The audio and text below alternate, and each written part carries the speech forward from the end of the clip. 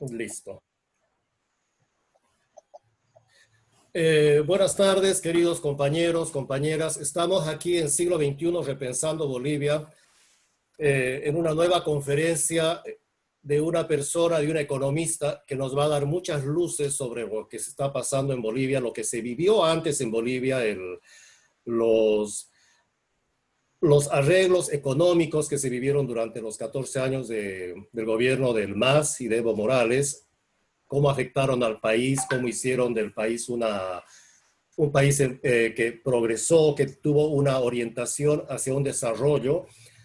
Y ahora, después de la crisis institucional que sufrimos desde el mes de noviembre del año pasado, hay un cambio en las políticas del país y todavía estamos dilucidando hacia dónde nos dirigimos como país, como economía y como una sociedad que evidentemente depende de un tipo de economía.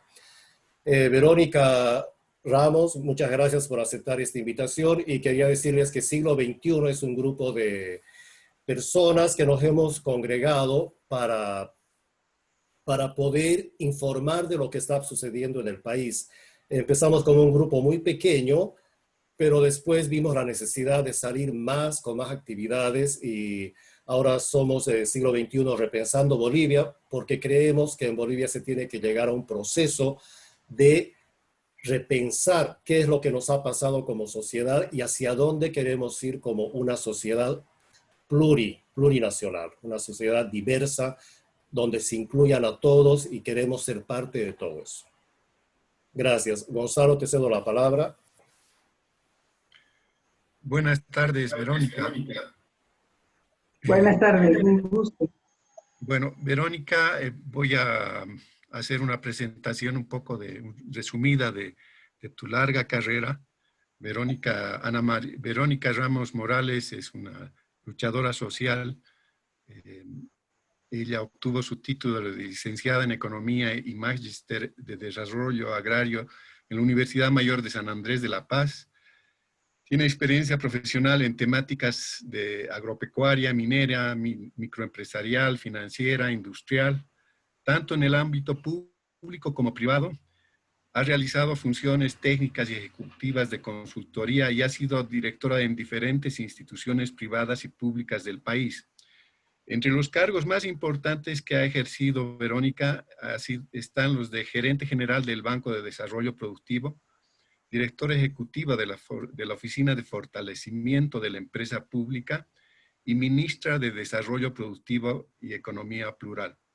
Actualmente, Verónica es docente en la Universidad Mayor de San Andrés. Buenas tardes, Verónica. Tuyos son los micrófonos. Adelante con tu tema. Bien, muchas gracias. Agradecer al Siglo XXI por darme esta oportunidad de discutir un poco lo que es y lo que ha sido la economía durante los 14 años del gobierno del MAS. Es un tema bastante amplio, son muchas aristas, son muchos elementos que se deben considerar, pero pensando en el tiempo y en lo que queremos transmitir, voy a centrar el análisis en tres elementos importantes. Los antecedentes, lo que determina que se establezca y surja lo que denominamos este proceso de cambio, el proceso de cambio, la economía en el proceso de cambio y lo que son las perspectivas futuras, ¿no? ¿Qué va a pasar después? ¿Cuál es el camino que deberíamos o que se pretende tomar en el tiempo? Bien, cuando hablamos de los antecedentes, de lo que ha sido nuestro proceso de cambio, lo que ha sido el trabajo que hemos hecho a lo largo de estos 14 años en función de la economía y los cambios en la sociedad, están marcados por lo que ha sido la economía neoliberal. No me extiendo hacia más atrás porque el tiempo no da, pero obviamente el devenir histórico es lo que va a traducir y nos va a llevar a la coyuntura que vivimos en ese periodo del proceso de cambio. La economía neoliberal es el antecedente inmediato y esta se inicia en el 1985 con lo que es el 21060, el Decreto Supremo 21060, que marca un cambio radical a toda la política económica que se venía desarrollando en el periodo anterior y que se constituye en el antecedente a lo que significa el proceso de cambio.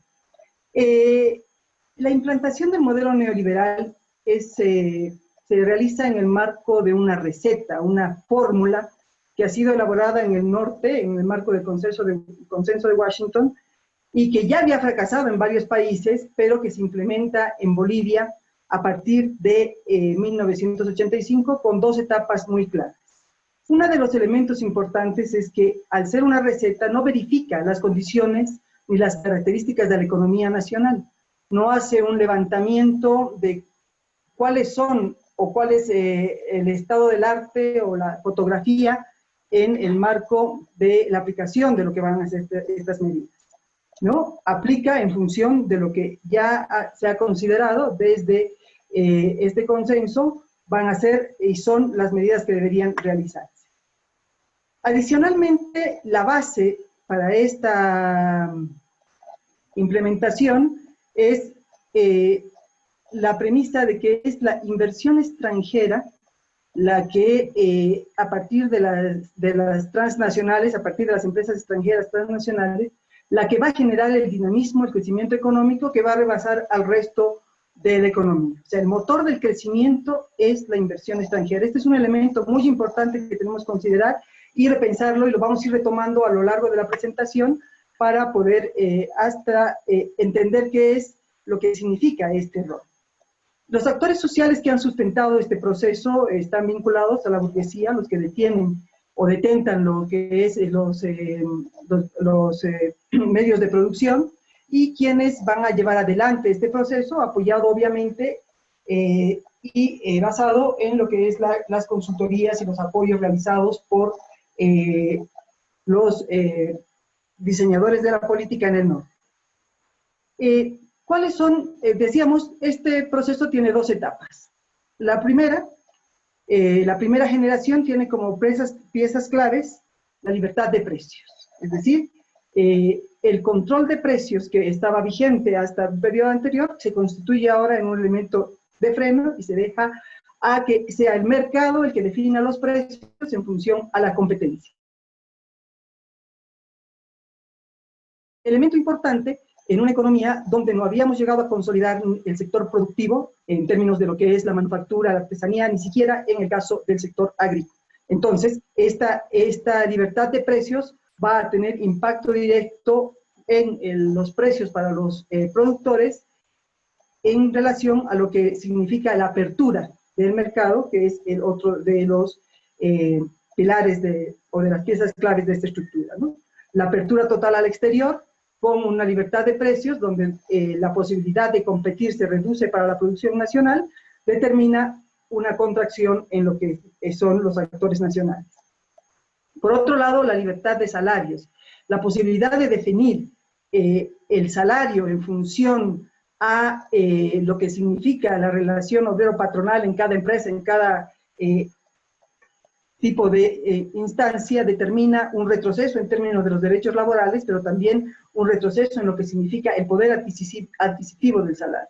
Es decir, si yo tengo que negociar individualmente este salario y no tengo un respaldo del Estado, puedo llegar a negociar en condiciones desventajosas en términos de lo que significa la oferta, y para mí esto puede significar un retroceso en términos de mi capacidad de compra. Pero esta libertad, de definición de los salarios va unida y casada a lo que es la libre contratación. Es decir, si es que no me gusta, pueden contratar a cualquier otra persona porque no tengo ningún respaldo desde lo que significa la posibilidad del Estado. Entonces, la libertad de precios y la apertura total del comercio exterior va a determinar una suerte de competencia que va a tener efectos en términos de lo que es la oferta productiva.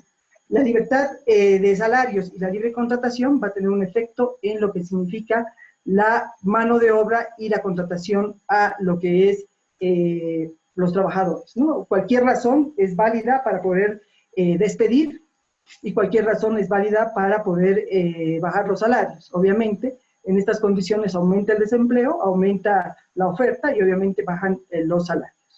Otro elemento fundamental dentro de lo que son las piezas claves en esta primera etapa está vinculado a la libertad cambiaria y a la apertura total al exterior, lo que nos deja en términos de que tengamos una importante fuga de capitales, ¿no? Y un ingreso muy grande de productos extranjeros que van a inundar el mercado a precios más bajos de los que nosotros podíamos producir en ese momento con la tecnología que habíamos alcanzado en los diferentes sectores productivos.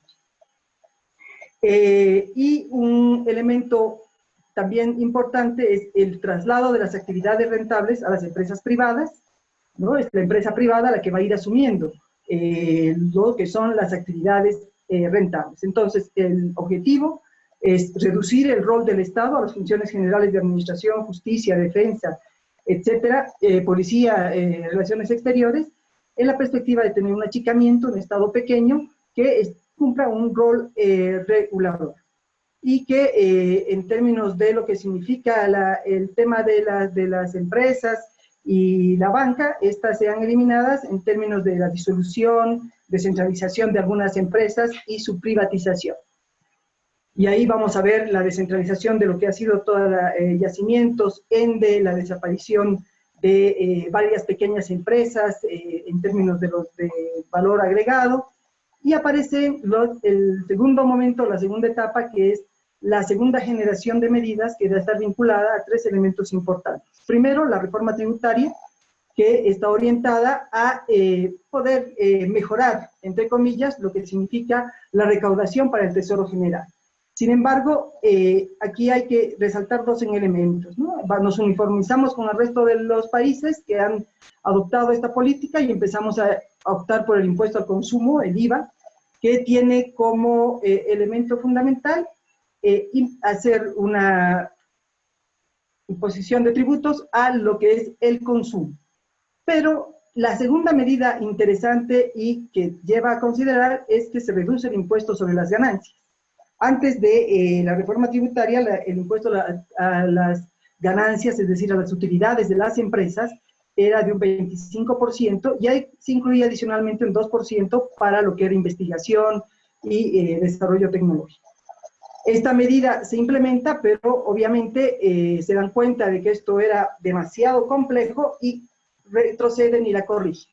Pero ahí vemos ya la intencionalidad. Por un lado, estamos viendo que todas las actividades rentables iban a ser traducidas hacia el sector privado, y en segundo lugar, se reducían los impuestos que deberían pagar los del sector privado. En segundo lugar, otro elemento importante a considerar dentro de lo que significa las medidas de segunda generación, está la reforma de pensiones, que está orientada a controlar el ahorro de los trabajadores. La reforma de pensiones lleva a que los recursos que ahorran los trabajadores en términos de lo que es su jubilación sea trasladado a la administración privada extranjera, en el marco de poder hacer más efectivo, dinámico, etcétera, etcétera, pero en realidad es un control del ahorro de los trabajadores, y que es importante considerar porque genera actualmente 150 millones de bolivianos, son parte del ahorro mensual de los trabajadores. Aquí también hay elementos a considerar cuando se firma este contrato. Este es un contrato que no tiene cláusulas de salvaguarda y protección del Estado y protección de los ahorros de los trabajadores. No tiene fecha de caducidad, en realidad no hay salidas para este contrato, lo que llama bastante la atención en el momento en que uno va a comprometer cierto tipo de inversiones y de roles, ¿no es cierto? ¿Qué hacen las AFPs? Las AFPs reciben el ahorro de los trabajadores y lo invierten y con las ganancias que obtienen van a incrementar esto y van a permitir que nosotros, los jubilados, podamos tener un margen mayor o menor de lo que pueda ser la jubilación. Pero en realidad lo que se ha hecho es que este margen de jubilación, si ustedes han seguido las noticias, ha ido cayendo en el tiempo, es un margen muy bajo. Las inversiones se realizan de acuerdo al criterio de las empresas privadas, es decir, de la AFP, y ellos son quienes otorgan, quienes deciden sobre el destino y uso de lo que son los recursos de los trabajadores y sus ahorros.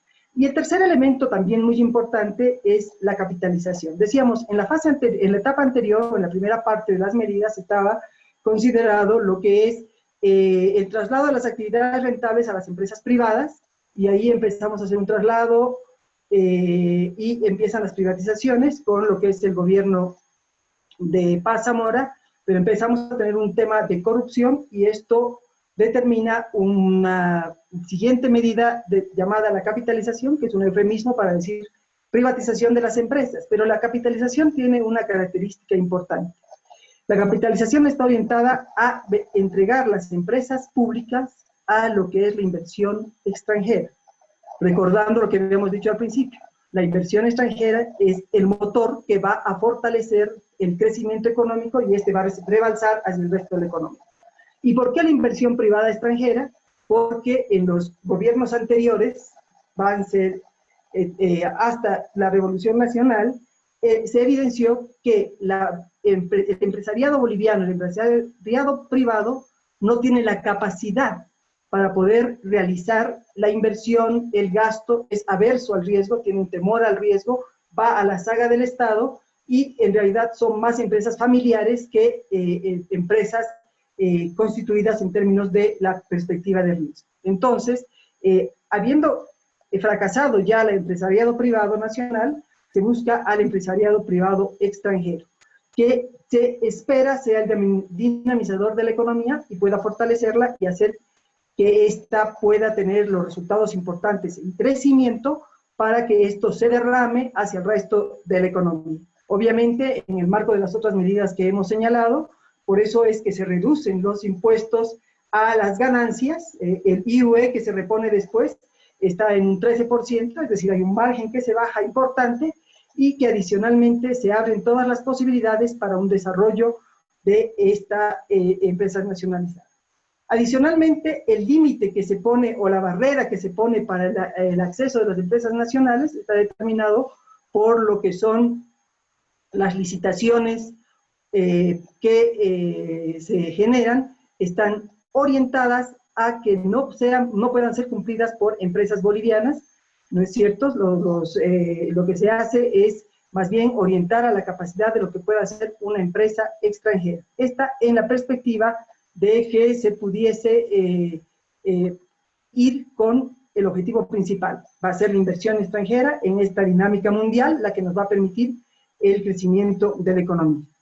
Entonces, en el modelo neoliberal se sustituye al Estado por la empresa extranjera, ¿no? Y se le otorga, por un lado, los que son los recursos, la explotación de los recursos naturales, los hidrocarburos, se le otorga en los temas que la minería, y también los vinculados a los servicios, ¿no? La administración del agua potable, de la luz eléctrica, las otras empresas más pequeñas y que de acuerdo a la teoría no eran rentables, también son entregadas. El tema de transportes, tenemos Lloyd, que se transforma en una empresa brasilera, y lo más importante, ferrocarriles, que se vende a los chilenos y que en términos de su geopolítica terminamos sin transporte en ferrocarril en Bolivia, un instrumento importante para el desarrollo de lo que significa el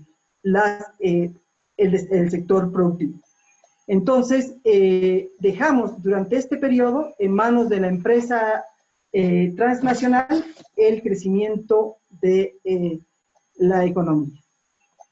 Bien, desmantelamos las funciones económicas y sociales del Estado y lo que hacemos es concentrarlo a lo que son las funciones reguladoras vinculadas a lo que es la administración, la justicia, relaciones exteriores, etc. Los resultados, obviamente, son una privatización y capitalización de las 159 empresas públicas, algunas sobreviven, otras no, muchas son descentralizadas, se dividen, se las parcela y se las entrega a diferentes empresas internacionales, ¿no? Lo que sucedió con Ende, lo que sucedió con hidrocarburos, y se elimina a Comibol a un rol de adorno y se trabaja con una privatización en las empresas donde todavía se consideraba que estas pudieran ser rentables.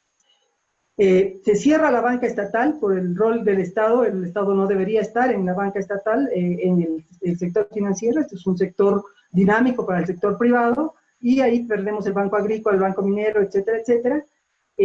Un elemento fundamental es que si al no tener una capacidad de compra, al no tener las posibilidades de generar una actividad productiva, se realiza una terciarización temprana de la economía.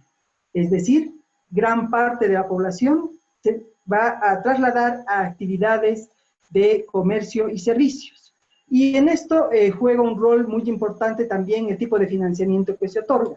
La banca privada no otorga un crédito productivo, sino más bien un crédito pequeño, y que para el comercio en términos generales, para los grandes, y se deja a las microfinanzas el desarrollo del crédito para los pequeños productores, que en las condiciones que estos lo otorgan, obviamente solo pueden ser respondidas por una actividad comercial que rote muy rápido, porque los plazos de pago son muy cortos y las tasas de interés son bastante altas.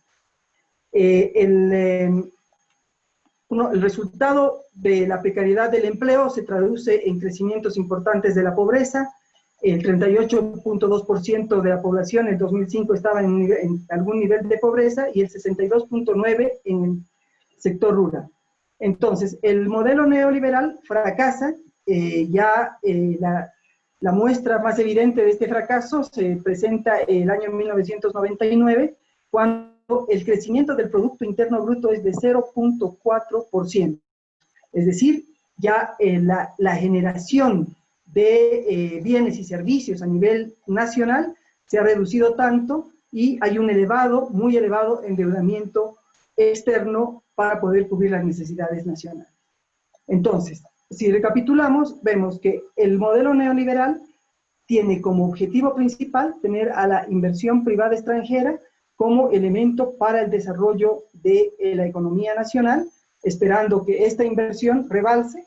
Ahí trasladamos todo lo que es la administración en términos de el eufemismo de la capitalización. Les entregamos a precio de gallina muerta las empresas que se encargan de nuestros recursos naturales, y también todas las empresas que podrían ser interesantes en ese momento en el mercado, y se apuesta en otros temas a lo que pueda hacer el sector privado nacional, como el tema de la banca. Bien, esta crisis económica, tener un crecimiento económico tan reducido con elevados niveles de desempleo, pobreza, una economía terciarizada, muy insegura, determina una crisis económica que va a presentar después esa crisis social que lleva a la debacle total de lo que es el modelo neoliberal, ¿no? Ausente el Estado, sin inversión pública, sin inversión privada nacional, porque la empresa privada casi no invierte, y una empresa extranjera, transnacionales, que solo les interesa la ganancia y no el desarrollo nacional. El modelo hace aguas, entra en crisis, y esto determina que se genere un proceso de crisis económica y crisis social que lleva a lo que es la ascensión del MAS en el gobierno en el año 2006, a partir de una amplia votación popular en la expectativa de poder buscar una solución a los problemas económicos y sociales que se habían evidenciado por la caída de este modelo, que no pudo cumplir la frustración del modelo neoliberal, que no pudo cumplir las expectativas de la burguesía en términos no solamente del crecimiento nacional, sino también de su propio crecimiento. Bien, entonces, bajo estos antecedentes es que aparece y se desarrolla nuestro modelo, el modelo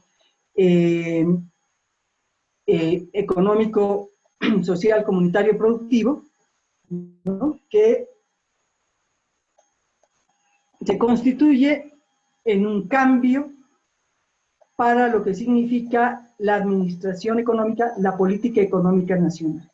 Este cambio va a estar orientado principalmente porque la base fundamental es el cambio del patrón de acumulación.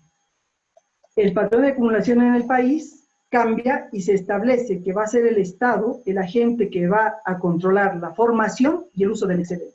¿Qué es el excedente? El excedente económico es lo que tenemos como resultado de la inversión en las empresas, los ingresos adicionales después de haber recuperado la inversión, que van a ser, ya no van a beneficiar a las empresas extranjeras o al sector privado, sino va a ser el Estado quien va a controlar su formación y su uso. Este es un cambio fundamental en la visión. En el modelo anterior, la idea del control del excedente la tenía la empresa extranjera, porque todo lo que significaba la generación de ingresos después de repuesta de inversión, es decir, la ganancia, se quedaba en manos de las empresas extranjeras. Y lo que estaba administrado por el sector privado se quedaba en manos del sector privado.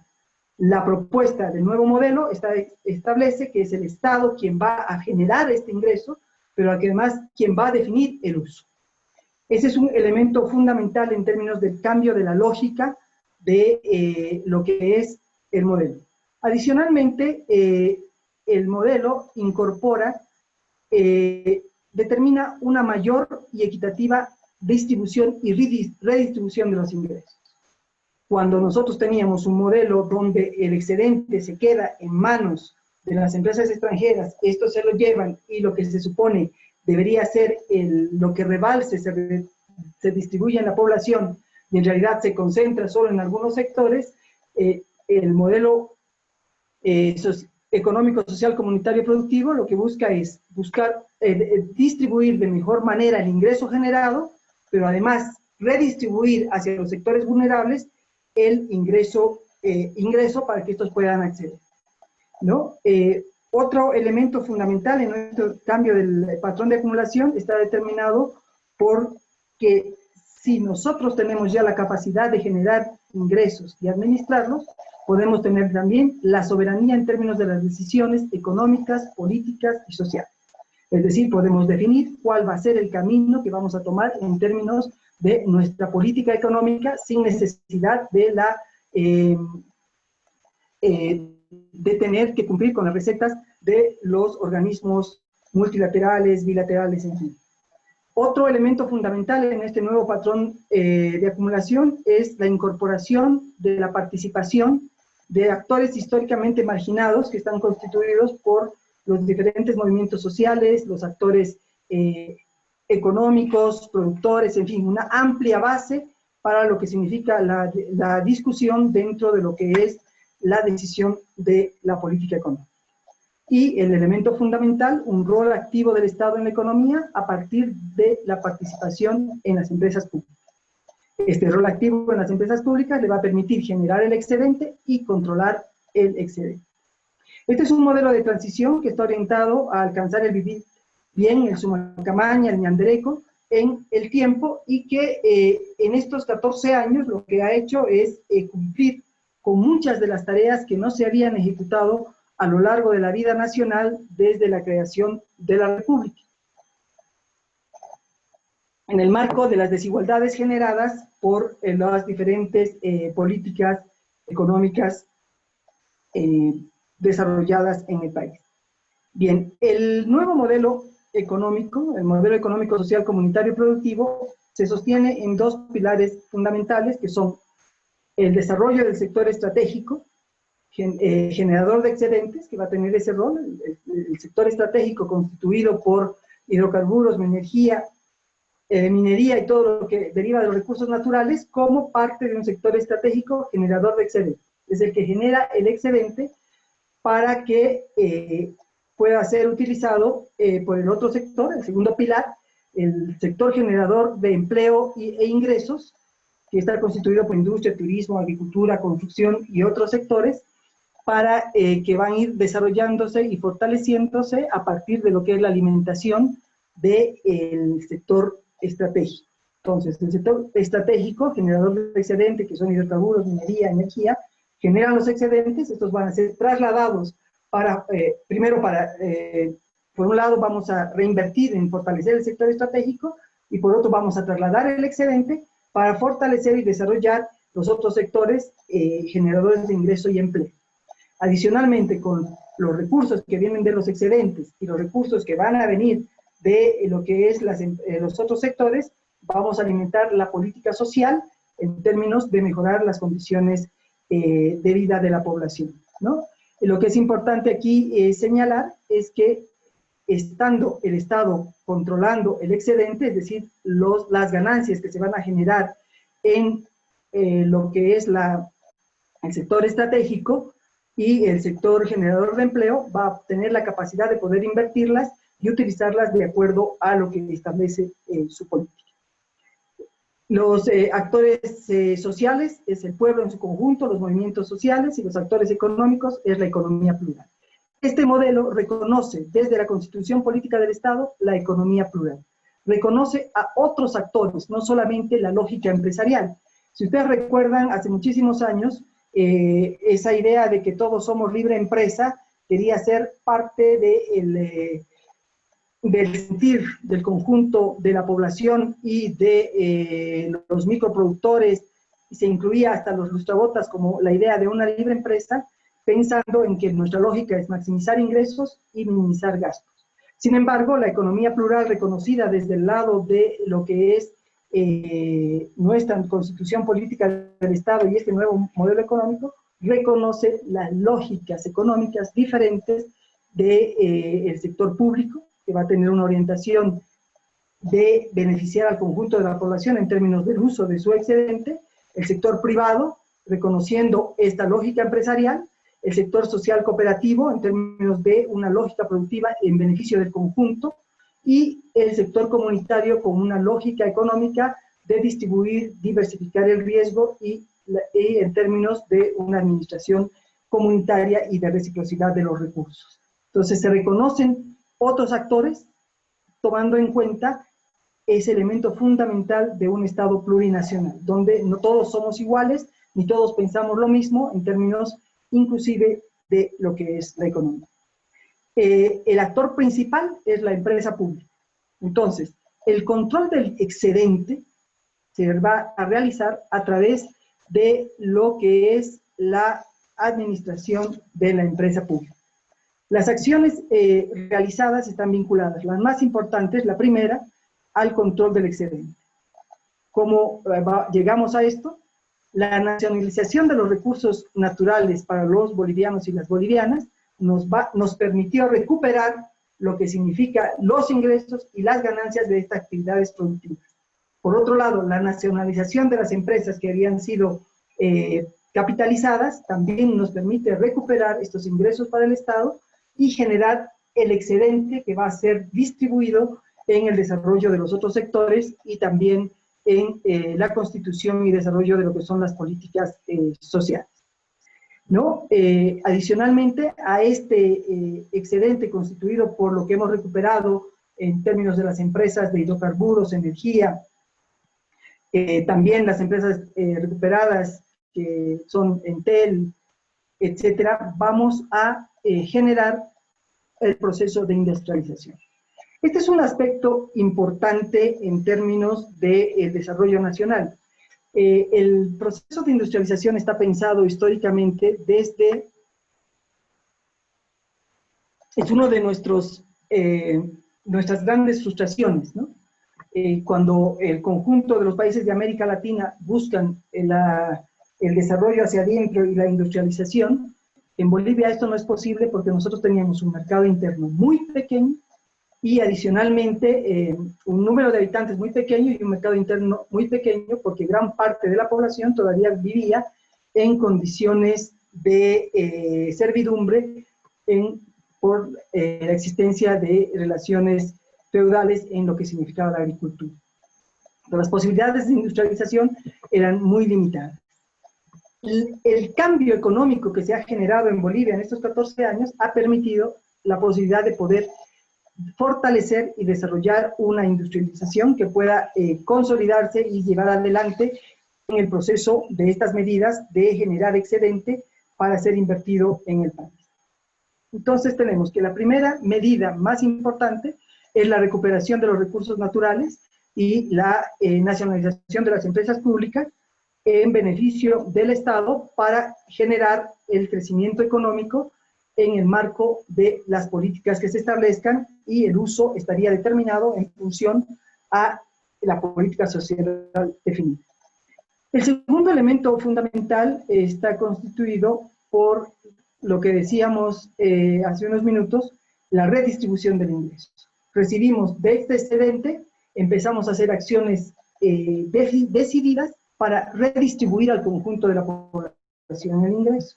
Entonces aparecen subsidios y subvenciones, el bono dignidad, el bono Juancito Pinto, el bono Juana Zurduy, destinados a no solamente cubrir, entregar recursos, sino cubrir cierto tipo de necesidades y ciertas políticas específicas de protección al adulto mayor, de estimulación a en la educación, a la presencia de los alumnos y al cuidado de las madres en el Juana Zurduy. Adicionalmente, dentro de lo que significa la redistribución, vamos a incorporar el acceso a servicios de agua potable, alcantarillado, energía eléctrica. En el tema de energía eléctrica no solamente hemos ampliado el sistema integrado nacional de energía a más regiones, sino que en las regiones donde esto no ha podido alcanzar, hemos empezado a desarrollar sistemas solares, eólicos, en fin, hemos ampliado y consolidado las posibilidades de acceso a la energía eléctrica para lo que significa el uso de las familias. Adicionalmente, hemos mejorado la calidad del transporte en términos de lo que es la construcción de caminos, de la red vial fundamental. De 1.098 kilómetros hemos alcanzado a construir 6.482 kilómetros de caminos en mejores condiciones que permiten el traslado y mejora de transporte para la población. Se han hecho políticas importantes en salud, en términos de construcción de hospitales, de estudios para los alumnos, en fin, se ha ampliado y fortalecido, se ha establecido el SUS como el sistema ideal, se ha iniciado el trabajo con el SUS. En términos educativos también hemos tenido resultados muy amplios en términos de lo que es el Juancito Pinto para reducir el abandono en la educación, y eso ha ampliado las posibilidades del bachillerato, se ha construido infraestructura productiva, se han desarrollado becas para especialistas, becas para estudiantes, en fin, se ha ampliado de manera importante las posibilidades en educación, y adicionalmente es importante considerar que la construcción de canchas y de centros deportivos es básica. Mientras mi hijo vaya a una escuela donde haya tinglado, no me importa si el resto va, pero en el campo no había estas posibilidades. Los niños pasaban clases y estudiaban y hacían deporte en áreas sin techo, en piso de tierra, en fin. Y esto sí es un aporte importante porque no solo de pan vive el hombre, sino también el desarrollo de lo que es la parte cultural, deportiva y adicionalmente educacional.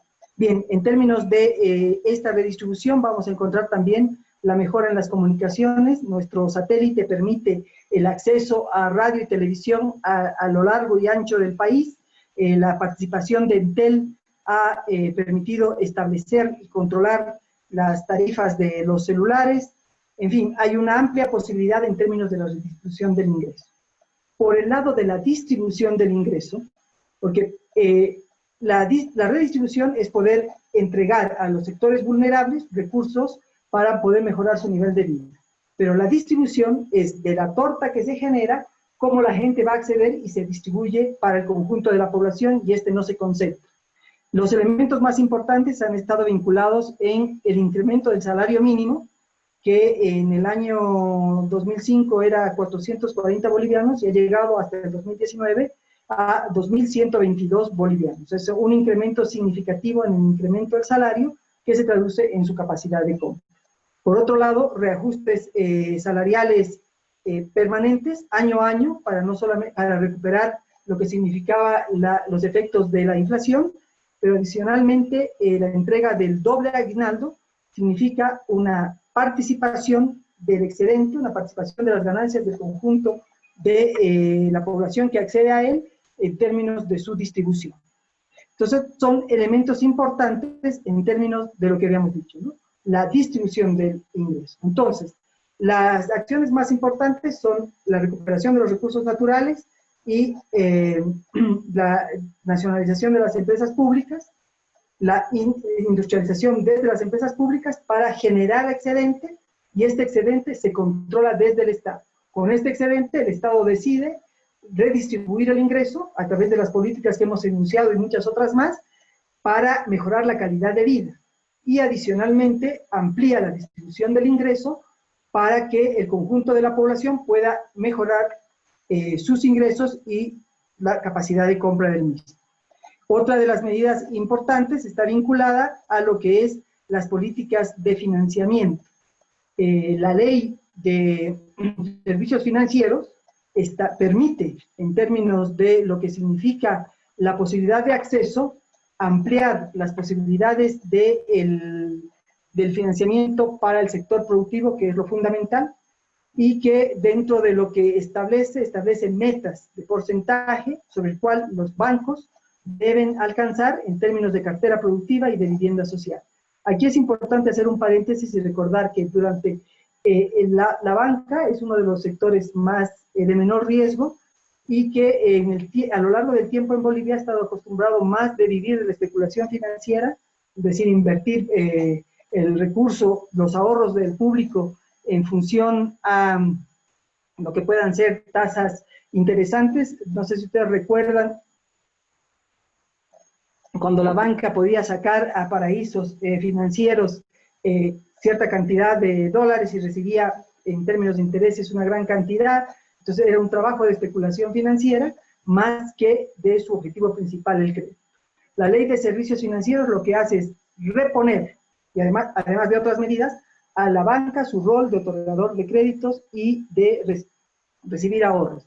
Y es por eso que se redujeron los intereses por la administración de cuentas, el pago de comisiones, en fin, se fue reduciendo todo lo que generara un ingreso adicional y no enfocara a la banca a cumplir con su rol principal, que es de financiamiento.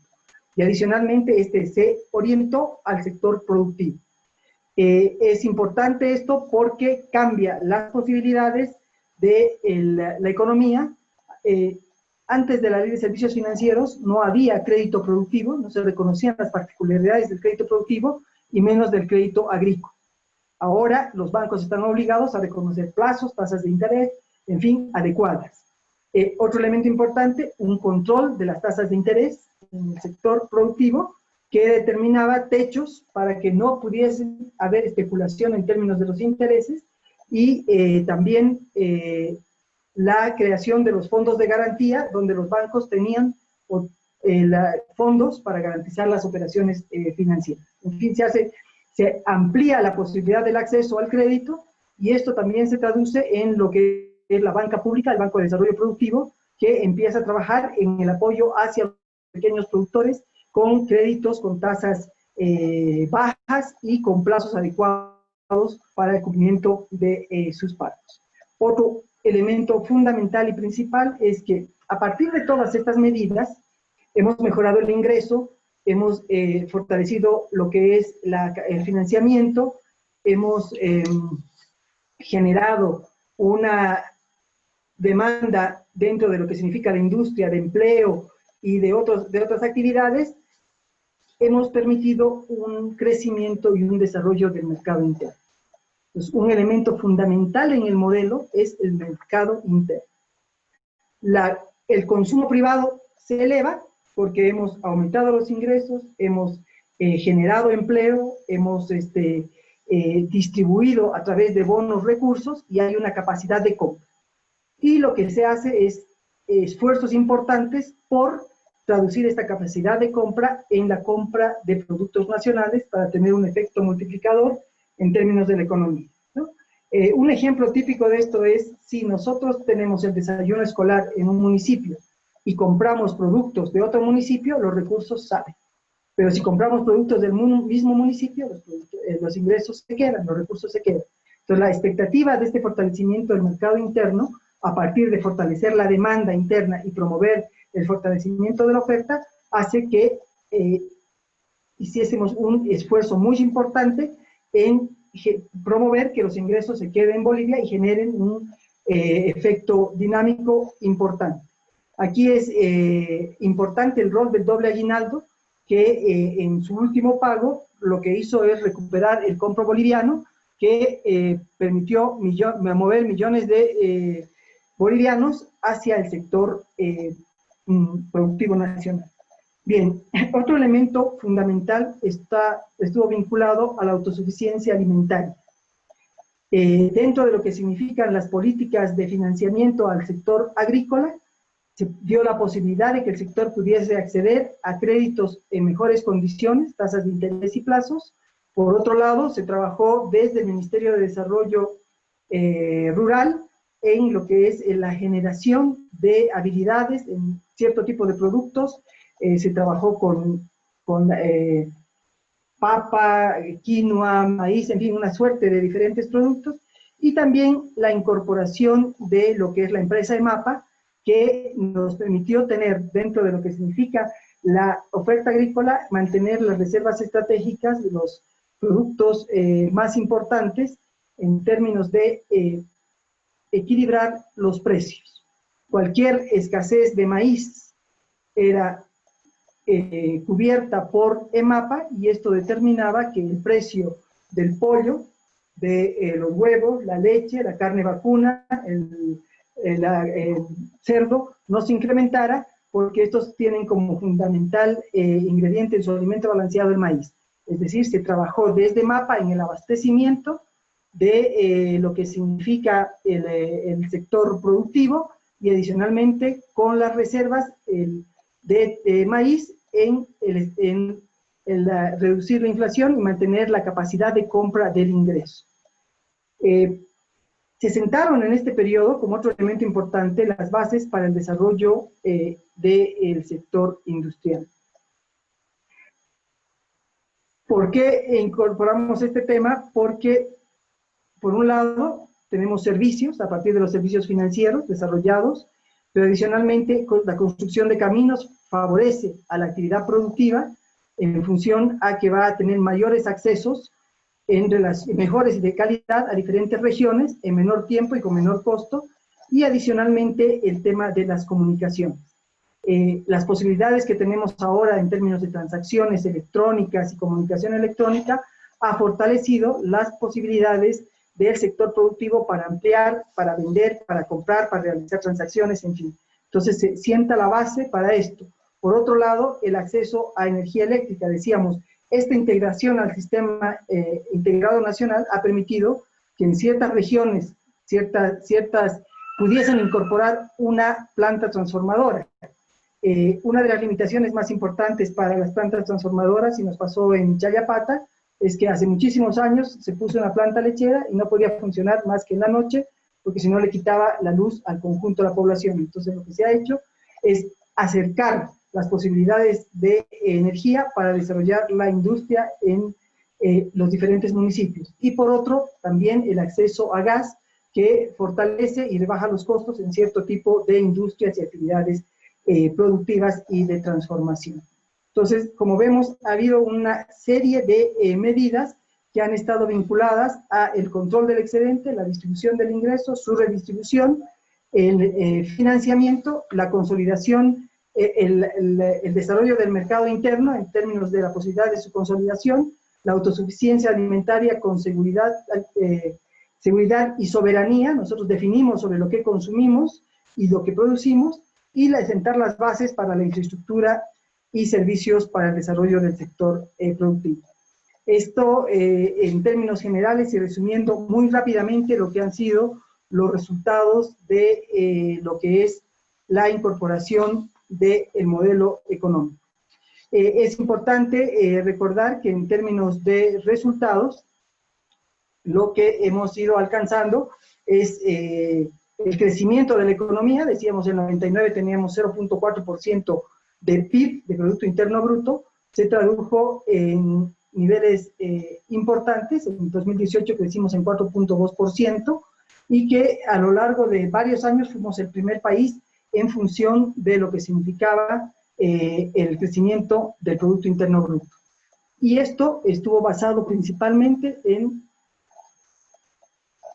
por un lado, porque hay que recordar que tuvimos malos años vinculados al precio de los hidrocarburos, que el crecimiento de nuestro Producto Interno Bruto estuvo basado en la dinámica del mercado interno, que lo acabamos de explicar, es decir, la dinamización, la capacidad de compra y la producción nacional, y la inversión pública, porque la inversión pública permite generar empleo, permite no solamente empleo para la gente que trabaja dentro de las empresas o construyendo los caminos, sino empleo alrededor de esto, una dinámica económica en servicios de alimentación, en servicios pequeños, de industrias más pequeñas, como el abastecimiento de Internet y otros productos e insumos. Entonces genera una dinámica interesante, y nosotros apostamos, al revés de las otras economías pensadas del neoliberalismo, en vez de reducir el gasto, más bien expandir el gasto para que esto permita crecer la economía. Entonces, un elemento fundamental. El crecimiento de nuestro Producto Interno Bruto estuvo pensado desde la política económica para fortalecer lo que son los sectores productivos y la dinámica del mercado interno. El PIB per cápita, que estaba en $961 entre el año 97 y 2005, alcanzó en el año 2018 $3.500. Las reservas internacionales crecieron de manera abundante, llegando hasta $15.000 millones. El de endeudamiento externo estuvo en menos del 25%, el 22% del Producto Interno Bruto, algo que es importante en términos y manejable en términos de lo que es una deuda externa, o sea, se controló bastante la deuda. La bolivianización, que permitió dar más certidumbre a la economía, vinculada adicional con el control del tipo de cambio, que permitió estabilizar los precios y mantener una certidumbre sobre precios e ingresos a lo largo del tiempo. Redujimos de manera importante la pobreza. Decíamos que 38.2% era la pobreza en el año 2005, bajó a 17.9% a nivel nacional, pero a nivel rural de 62.9% bajó a 35.9%. Esto solamente incorporando medidas que no habían sido incorporadas a lo largo de lo que es la vida republicana, mejorando el acceso a agua, alcantarillado, energía eléctrica, o sea, elementos básicos para lo que significa la vida, y obviamente la mejora del ingreso. La mejora de los ingresos fue realmente importante, pues nos permitió trabajar dentro de lo que significa la economía nacional en esta dinámica del mercado interno. Bien, esta es a grandes pincelazos y de forma muy rápida lo que ha sido la economía durante el proceso de cambio. Entonces, vamos a recapitular para que podamos ver cuáles son las perspectivas. El modelo neoliberal basa el desarrollo y el crecimiento económico en la empresa privada extranjera, en la transnacional. Apuesta a que van a ser las transnacionales las que van a invertir a nivel del país, y que la generación de los excedentes y adicionalmente, los excedentes, no, lo que nosotros recuperamos de estas inversiones, que son impuestos, regalías, etcétera, va a permitir desarrollar la economía, y con esto crece la economía y vamos a poder realizar el desarrollo. Evidenciamos que esto no fue posible. No fue posible porque la empresa extranjera, la inversión extranjera, tiene como perspectiva su ganancia, y no le importa el desarrollo nacional. Entonces, se frustra ese proceso y empezamos el proceso de cambio, ¿no es cierto? Entonces, no pudimos consolidarla antes del neoliberalismo a la empresa privada nacional, porque esta no puede cumplir ese rol, porque es muy pequeña, porque es aversa al riesgo, porque no invierte, porque es familiar. No lo pudo hacer las transnacionales, la inversión extranjera privada, y en los 14 años del proceso de cambio, el Estado cumplió ese rol y pudo desarrollar de manera importante la economía nacional, llegando a niveles nunca pensados para una economía como la nuestra. Era sorprendente pensar que sea Bolivia la primera en crecimiento del Producto Interno Bruto frente a países de Sudamérica, o esté en los primeros lugares con el resto de la América. Bien, ¿cuál es la perspectiva? Porque estamos hablando, o hemos hablado, de los 14 años donde desarrollamos y trabajamos con el modelo económico, social, comunitario, productivo, pero que a partir de noviembre de 2019 es cortado y se busca reincorporar o retroceder a lo que es el modelo neoliberal. ¿Cuáles son los indicadores? Y ahorita no tenemos mucha información sobre lo que es la economía nacional, no hay datos, no hay sistematizaciones, no tenemos información, no se está generando información. Entonces, alguna información que hemos podido obtener vinculada a la situación nacional derivada de la política económica que está desarrollando este gobierno de transición y lo que es los efectos de la pandemia, de acuerdo a sus pronósticos, los pronósticos realizados por el gobierno de facto son: primero, el Producto Interno Bruto caerá a menos del 6.2%. El Fondo Monetario Internacional dice caída estrepitosa del Producto Interno Bruto en Bolivia. Teníamos los niveles más altos y estamos cayendo en proporciones abismales. Otro de los elementos que también señalan los personeros del gobierno es que el déficit fiscal es de 31.000 millones de bolivianos y que se pronostica para final o para cerrar la gestión 2020 que este pueda ser del 12%. En el año 2019, me parece, era 4.2% el déficit fiscal o algo aproximado. Bien, por otro lado, otro indicador importante es el sistema universitario ha declarado 700 millones de déficit, 700 millones de bolivianos de déficit en lo que significa las posibilidades de esta gestión. El endeudamiento externo, sobre esto no hay información. Si uno revisa las páginas del Banco Central, no hay informes. El último dato que se tiene es el informe que se hizo en abril de este año, que era aproximadamente un 28.48% del Producto Interno Bruto, es decir, casi al inicio de la pandemia. Ese era el dato, pero no hay datos sobre esto.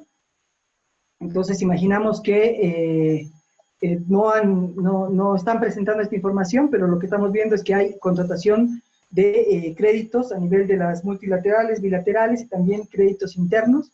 Entonces, el endeudamiento a nivel nacional se ha incrementado de manera significativa y va a seguir creciendo porque, de acuerdo a la solicitud de los últimos préstamos al Banco Central, estos eran para pagar sueldos y nos faltan todavía algunos meses en el año y nos falta también el aguinaldo. O sea que el endeudamiento va a ir creciendo todavía porque estamos recién en septiembre, nos falta todavía todo un trimestre y un poco más. Por otro lado, resultados sobre los ingresos nacionales. De acuerdo a algunos datos, se ha reducido los ingresos en los impuestos en un 30%. Es decir, estos recaudados desde el sector impositivo han bajado en un 30%, que significa 30% menos para el Estado.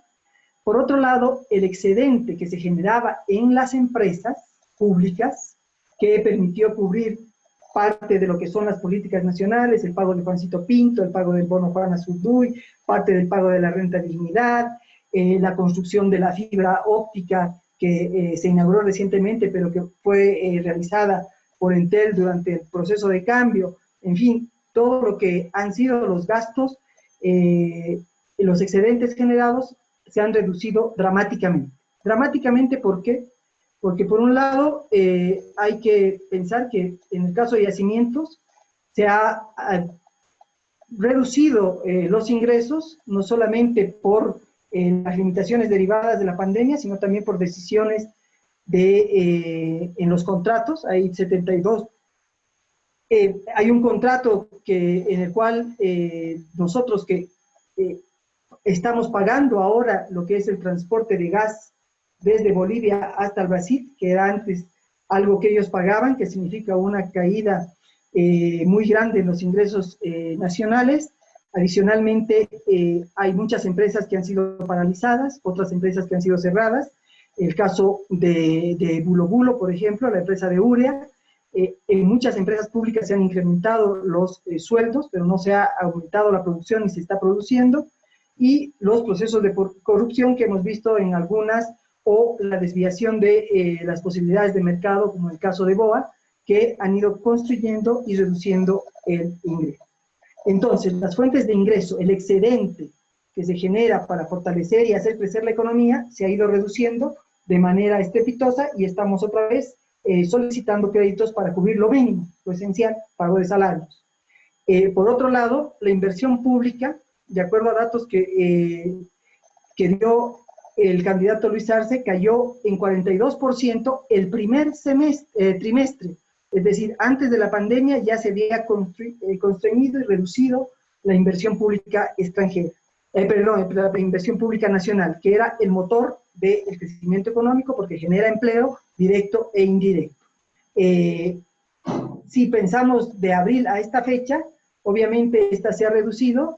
Yo recuerdo que una de las primeras decisiones estaban vinculadas a que vamos a revisar los proyectos, vamos a hacer solo lo que es importante, no vamos a trabajar con lo que es populista, o sea, un camino es populista, una escuela es populista, etcétera, pero, y político, lo que vamos a hacer es rearticular lo que era la inversión pública. Pero esta se ha reducido, se ha constreñido y a este momento no tenemos datos fidedignos de cuánto es que ha caído. Por otro lado, derivado de estas políticas y también de lo que significa el efecto de la pandemia, obviamente ha caído la producción nacional por la paralización del conjunto de la economía y esto se traduce en un incremento del desempleo. Decíamos 4.2% eran las tasas de desempleo en el año 2019, de acuerdo a datos del CEDLA está en un 7.4% y adicionalmente la informalidad ha crecido en un 80% de la población económicamente activa, es decir, ha crecido significativamente en términos de lo que es el desempleo. Y obviamente hay una concentración nuevamente de recursos en la generación de, en los ricos, hay una concentración de los ingresos. Bien, ¿cuál es la perspectiva para el funcionamiento de la economía? Tenemos en este momento dos caminos. Por un lado, continuar con lo que es esta vuelta al modelo neoliberal o retomar lo que ha sido el proceso de cambio. ¿Por qué decimos continuar con este retorno a lo neoliberal? Porque ya este gobierno de transición en estos 11 meses ha ido tomando medidas para retroceder, para recomponer lo que es esta propuesta del modelo neoliberal. Y aquí hay una limitación importante que está derivada, primero, de que la característica fundamental del modelo neoliberal es la inversión privada extranjera. ¿Cuál va a ser el inmediato corolario? Es pérdida del control del excedente.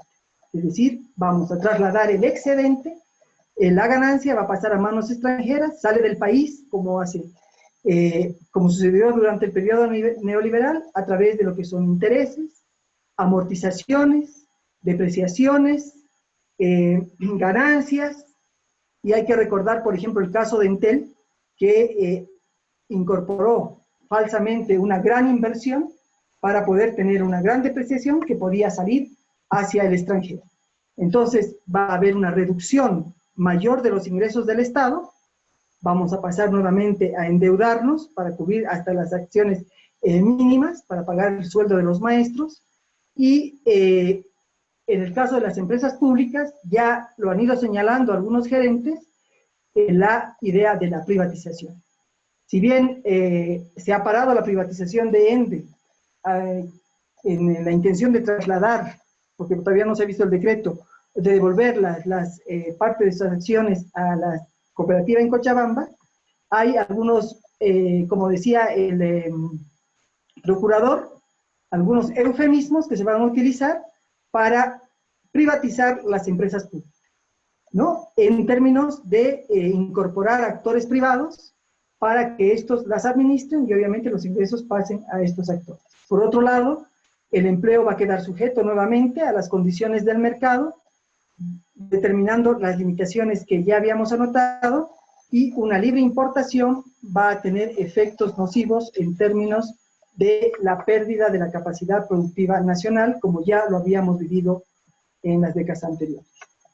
Si tomamos las medidas vinculadas a retomar el proceso de cambio, que es lo que deberíamos trabajar, vamos a tener que volver a construir, reconstruir lo que es la generación de ingresos del TGN, pero las condiciones actuales son más complejas que las anteriores.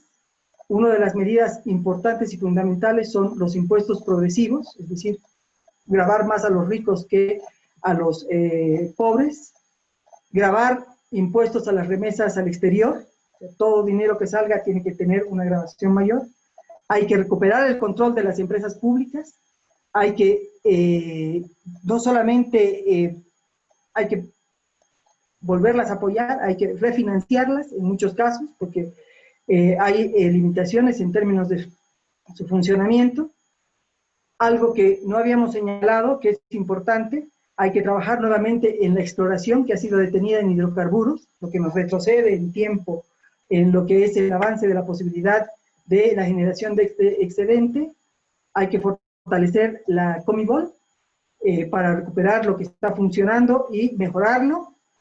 Hay que recuperar Entel, que es una de las empresas que genera un importante excedente. Hay que recuperar ENDE en términos de su funcionamiento y sus posibilidades. Adicionalmente, las otras pequeñas empresas, en algunos casos habrá que refinanciarlas en la expectativa de volver a generar este excedente. Esto en un corto y mediano plazo. En un largo plazo hay que mantener, y esto es un elemento como habíamos señalado a lo largo de la conversa, el tema del litio. El tema del litio como uno de los sectores estratégicos que va a generar ingresos. Se han hecho avances importantes.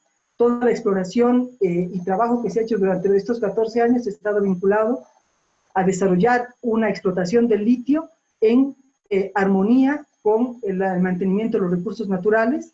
Se ha trabajado para que no se explote de manera intensiva, sino se controle la explotación dentro de lo que significa el salar. En fin, hay toda una estrategia que adicionalmente va a poder permitir generar una base de otras empresas para fortalecer la producción. Otro elemento fundamental es articular los actores de la economía plural. El actor principal, el sector público, la empresa privada, la empresa pública va a articularse con la empresa privada.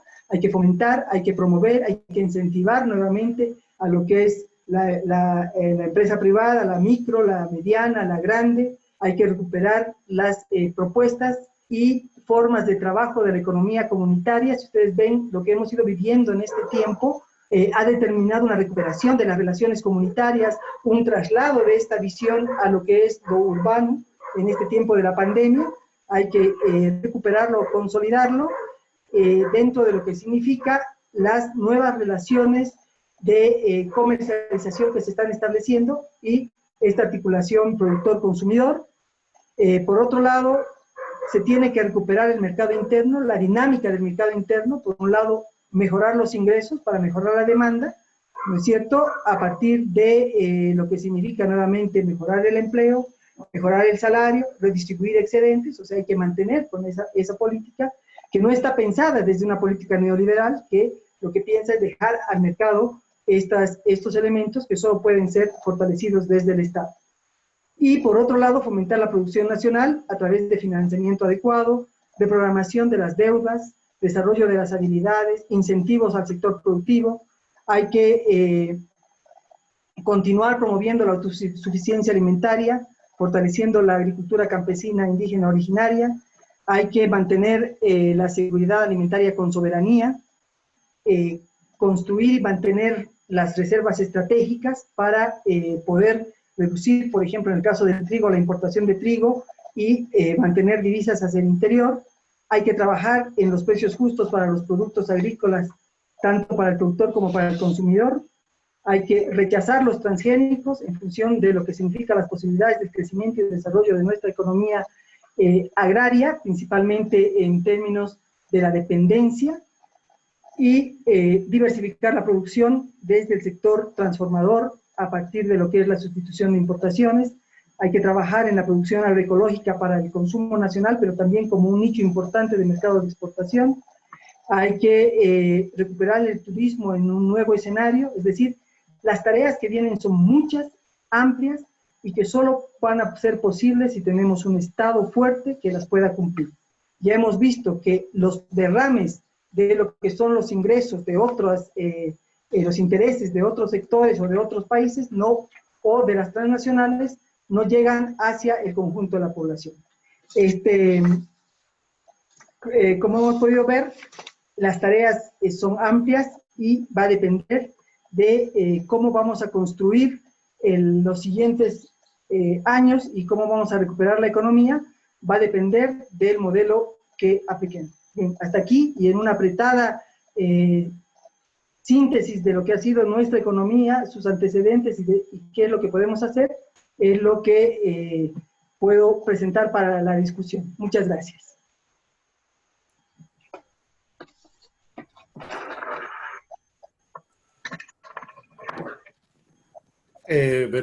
Verónica, muchas gracias por tu exposición. Realmente brillante tu explicación sobre el modelo neoliberal, el modelo de desarrollo interno y las perspectivas que son ciertamente muy dramáticas, ¿no? Yo quisiera preguntarte algo al respecto.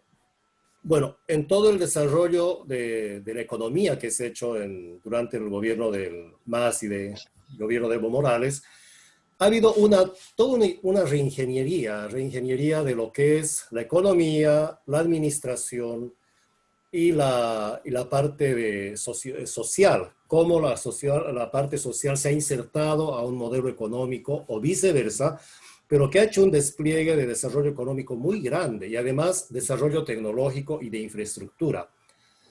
Estamos viendo ahora que el gobierno de facto está prácticamente destruyendo todo eso, ¿no? Está revirtiendo todo lo que se invirtió, en todo lo que se invirtió en esa gran transformación económica, social, administrativa del país.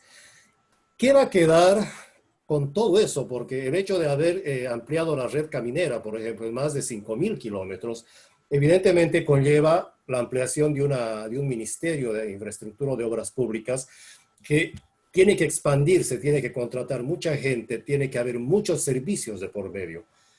¿Qué significa ahora que todo esto se está tratando de revertir?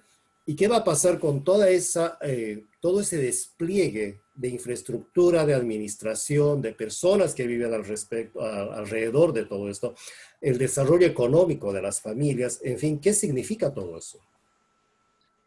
Bien, este retroceso en términos de lo que han sido los logros alcanzados por el proceso de cambio están vistos desde la perspectiva de recuperar lo que es esta inversión privada extranjera. A nivel internacional, por ejemplo, en el caso de lo que significan los caminos y toda nuestra red caminera, lo que se ha hecho es dar en administración a empresas privadas extranjeras las carreteras para que éstas las mantengan, y quienes van a asumir este rol van a ser los privados extranjeros, y el Estado va a cubrir con todos los pasivos, ¿no? Si la carretera tiene un problema, el Estado lo cubre, y ellos van a sacar la ganancia de la administración y se la van a llevar, y todo lo que significa el empleo generado a nivel nacional se va a construir, ¿no? Hay un impacto, o sea, el modelo está pensado, el modelo neoliberal, en que es la iniciativa privada la que funciona, pero la iniciativa privada nacional no funciona. Entonces ya están pensándose en la administración de las carreteras, la administración de las empresas, la inversión privada dentro de las empresas, es decir, desmontar todo lo que ha sido este proceso en estos 14 años, implica implementar medidas neoliberales que no han funcionado, porque se ha verificado que a pesar de que ha habido una intervención de las empresas extranjeras transnacionales, el Producto Interno cayó dramáticamente en 1999. En Bolivia, por como ha sido nuestro devenir histórico, nuestro desarrollo histórico, es el Estado quien ha ido cumpliendo todas las funciones en el tiempo. La industrialización se origina a partir de la presencia del Estado, la pila, la fábrica de fósforos, la fábrica de vidrios, en fin, todo lo que ha sido, los silos que ahora están en manos privadas, fueron vendidas en la época de la privatización, los construyó el Estado. La empresa privada nuestra va a la saga.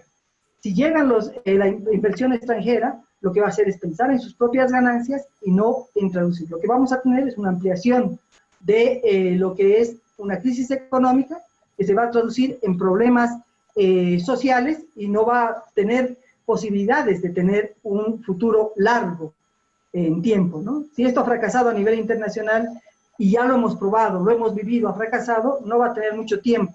Fíjense ahora, en estos 11 meses, que obviamente están un poco alterados con lo que es la pandemia, no podemos generar, no hemos podido dar respuesta ni siquiera a lo que significa la compra de medicinas, no vamos a poder en un tiempo tener una respuesta, porque si el Estado no participa, no hay un actor que lo pueda sustituir. La burguesía, el sector privado no lo hace. Verónica Ramos, anoche ante las cámaras de Unitel, el candidato Carlos Mesa dijo textualmente, primer punto y muy importante, 0 nacionalizaciones de aquí en adelante. Segundo y muy importante, incentivo a la inversión privada, que tiene que jugar un rol protagónico tanto nacional como internacional. La pregunta es, ¿a quién está hablando Carlos Mesa con esa declaración y por qué este discurso seduce a la clase media? Bien, dos elementos. Si pensamos, por un lado, la inversión privada no va a poder ser desarrollada por el sector empresarial nacional, ¿no es cierto? ¿Por qué? Porque el sector privado no tiene la capacidad. Eso es algo fundamental. Esos 0 nacionalizaciones quiere decir que no vamos a llevar hacia el Estado ningún otro sector, ninguna otra actividad, y el mensaje es claro. La inversión privada extranjera tiene las puertas abiertas, porque la inversión privada nacional no tiene la capacidad. ¿Quiénes se benefician de la inversión privada extranjera? Van a ser las clases medias, de profesionales en algunos sectores, no en todos, quienes tienen la expectativa de tener empleo, pero el empleo aquí va a ser reducido. Recuerden ustedes la expectativa que teníamos con la llegada de las empresas extranjeras, y cuando llegaron los italianos, votaron a todos los bolivianos y contrataron italianos. O sea que ahí el mensaje, si recuerda la historia, que es importante, vamos a ver que desde el lado de la inversión privada extranjera no tenemos beneficios. Él quiere, obviamente, desde un punto de vista, convencer a la clase media, a algunos actores que estuvieron fuera de lo que es el proceso de cambio, que ellos van a ser nuevamente protagonistas, y en segundo lugar está comunicando que movemos al modelo neoliberal, y obviamente ya sabemos que nuestra nuestro sector empresarial no tiene la capacidad para poder enfrentarlo. Gracias por la presentación, estuvo realmente clara. Yo tengo una pregunta. Una de las críticas más reiterativas que ha habido de los sectores de clase media en Bolivia respecto a procesos de cambio han tenido que ver, bueno, no ha sido la única, pero una de las que sí me llama la atención es que ha sido el tema de impositivo. Teniendo en cuenta el tema impositivo para los pequeños emprendimientos, ¿no? Teniendo en cuenta que el país arroja miles de profesionales anualmente a las universidades y que está desarrollándose todavía el país y no había un mercado que absorba a estos profesionales, uno de los grandes, digamos, nudos tenía que ver, a mi entender, con generar posibilidades para que estos nuevos profesionales generen emprendimientos sin tener un sistema impositivo tan rígido. ¿Cómo tú ves esto a futuro? Bueno, yo ahí tengo dos elementos importantes. El primero es que esta terciarización de la economía, este desarrollo del cuentapropismo que hemos heredado de lo que es el neoliberalismo. Recuerden ustedes que el desempleo se tradujo en la posibilidad del autoempleo. Todos éramos libre empresa y empezamos a trabajar en tener nuestras propias unidades. Nosotros discutimos hace muchos años esto con un inglés que trabajaba en uno de los países exsocialistas y decía, hemos destruido nuestra empresa grande y nos hemos constituido en 20 pequeños productores que todos competimos entre nosotros. Entonces, este es un tema que va más allá de solo pensar, y eso hay que tener mucho cuidado, porque esto del cuentapropismo lleva a que vayamos teniendo pequeños emprendimientos que cubren mis pequeñas necesidades, pero que no tienen calidad, no tienen mercado, y hay que pensar más bien en concentrar los esfuerzos en términos de lo que es la parte de una industria que pueda generar empleo y ser más competitiva en términos de costos y de precios.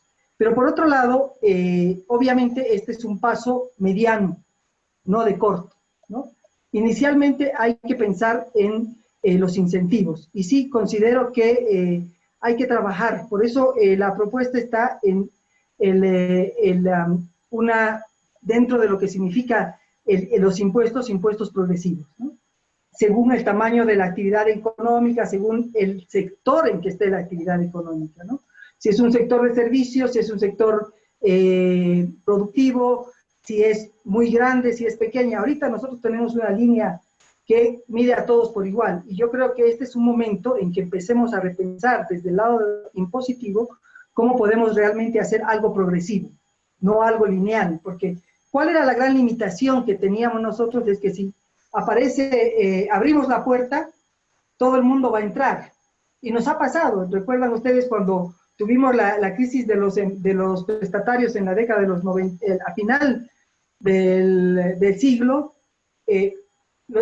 Peleaban los que tenían deudas de $500 con los que tenían $500,000, ¿no? Se pasan. Pero yo creo que el desarrollo tecnológico nos va a permitir segregar y empezar a tener un impuesto progresivo en función de las actividades y el tipo de capacidad y de ingresos que tenga el productor. Adicionalmente, para poder reactivar actualmente la economía, vamos a tener que hacer incentivos impositivos también, ¿no? Bajar impuestos para quienes estén en los sectores productivos, para estimular el desarrollo de ciertas actividades que sean más de generar valor agregado que de servicios. Gracias.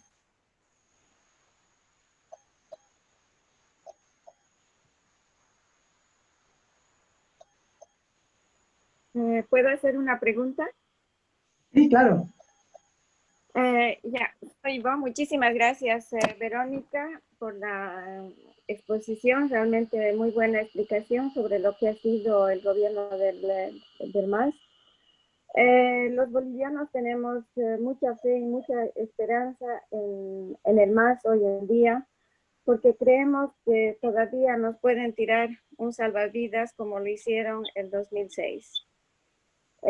También hemos visto que la economía que ustedes llevan es una economía de priorizar los recursos renovables, recompensar el modelo económico, diseñar pensando en el futuro, y creo que si, como ustedes dicen, retoman las empresas estatales, porque tenemos que pensar que las plantas de cloruro de potasio y carbonato de litio son empresas estatales construidas por el gobierno del MAS.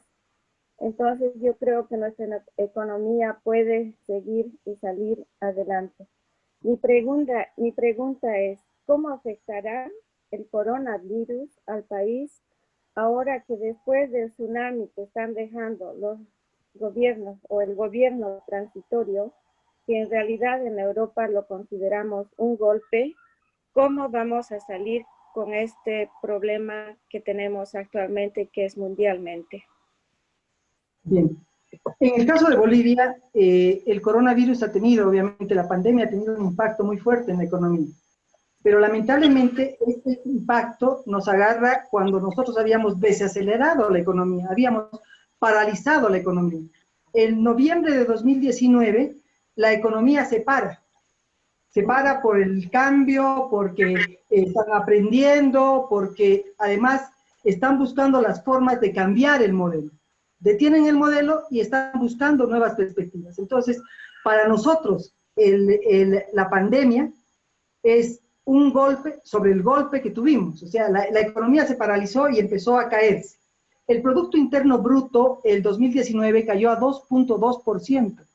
No pudimos ejecutar nada desde noviembre y diciembre fueron trágicos en términos de la economía.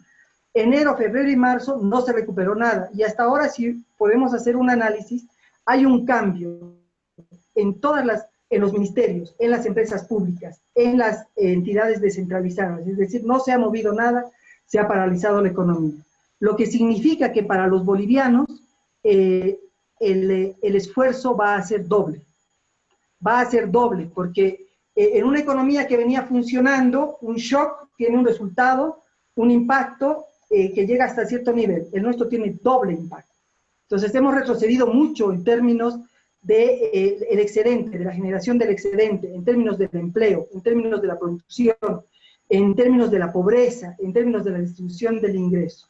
Por eso es que las medidas, vamos a tener que tener medidas de muy corto plazo, vinculadas a lo que significa empezar a recuperar el empleo. La primera medida es recuperar la inversión pública. ¿Por qué recuperar la inversión pública? Porque la inversión pública genera un efecto multiplicador en términos no solo del trabajador, genera ingresos para el trabajador y su familia, que esto va a permitir capacidad de compra y generar actividades productivas en otro lugar.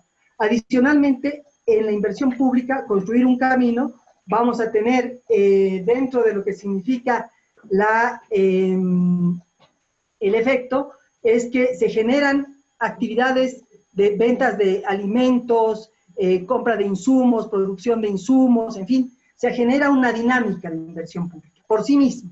No es solo el gasto del Estado, sino que genera un efecto multiplicador en ingresos, en empleo y en consumo. Por otro lado, hay que reactivar las empresas públicas. Un punto que yo no había señalado por función del tiempo está vinculado al rol que han cumplido las empresas públicas.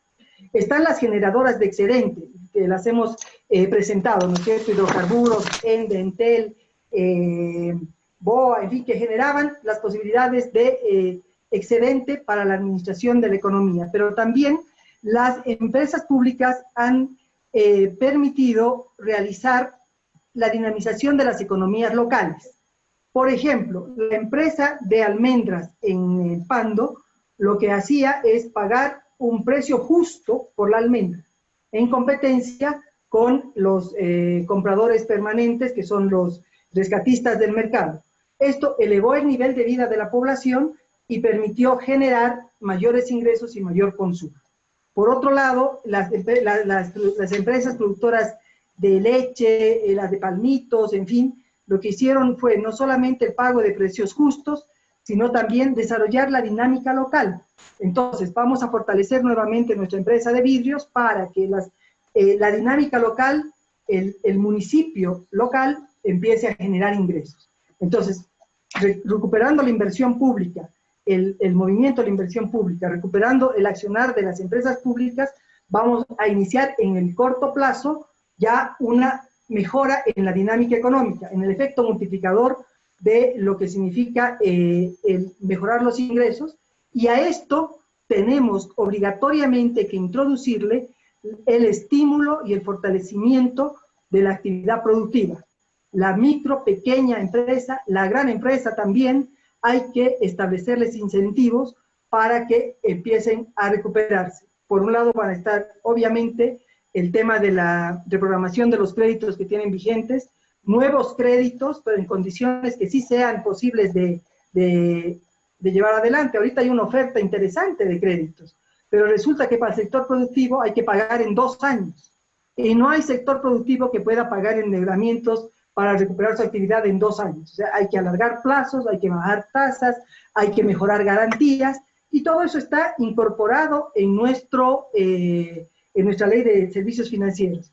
Adicionalmente, hay que volver a ponerle metas a la banca para que atienda el sector productivo, porque una vez que cumplieron su meta, lo que están haciendo es volver a estar en su franja de seguridad, ¿no es cierto? Ganando, ganando, ganando. Y ha sido el sector que más ha ganado a lo largo de los 14 años. Entonces, hay que recuperar nuevamente las metas para el financiamiento. Entonces, creo que esto nos va a llevar gradualmente a recuperar, pero que va a estar complejo y difícil es cierto, porque nosotros tenemos un doble impacto. O sea, no solamente la pandemia nos ha estrangulado, sino que el CEPLA, que es un crítico, dice 80% de la población económicamente activa está en el autoempleo.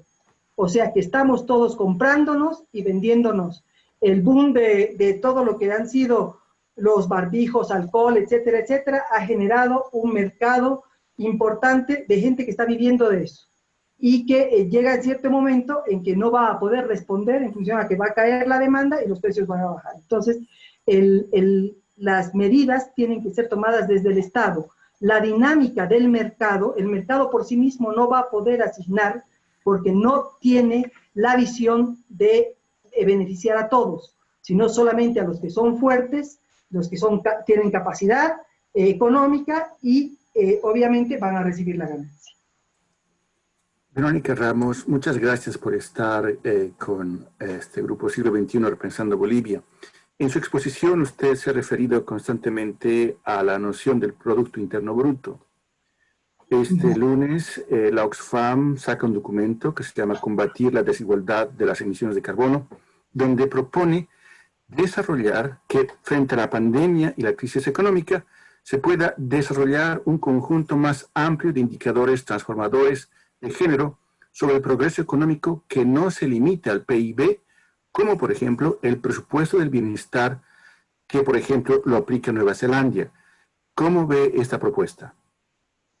Bien, en realidad el indicador del Producto Interno Bruto nos muestra el crecimiento de la economía. ¿Cuánto está creciendo la economía? ¿Cuántos bienes y servicios ha generado la economía para poder crecer? Y en términos de lo que significa el gasto, por ejemplo, ¿cuánto ha gastado el público, el sector privado? ¿Cuánto ha gastado el gobierno? ¿Cuánto ha sido la inversión pública? ¿Cuánto han sido las exportaciones? Y cuánto han sido las importaciones restándolas. Entonces nos muestra el movimiento de la economía. Lo que es importante considerar que este es el indicador para el crecimiento. Para el desarrollo es necesario incorporar otros indicadores.